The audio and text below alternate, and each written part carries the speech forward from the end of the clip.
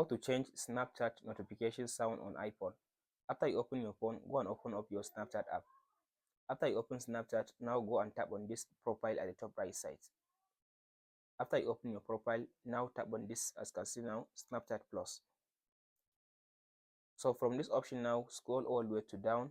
If you scroll to down, as you can see here, is it now custom ringtone sound. So tap on this option.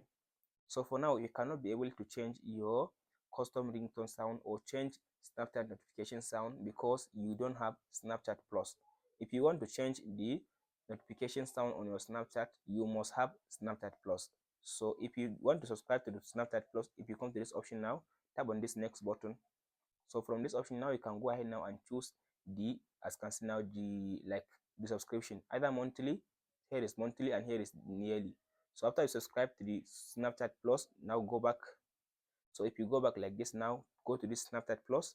So from this option now, if you come to this custom ringtone sound, here you can be able to change Snapchat notification sound on iPhone or Android. The steps are all the same. Hope this video helps. Please like and subscribe.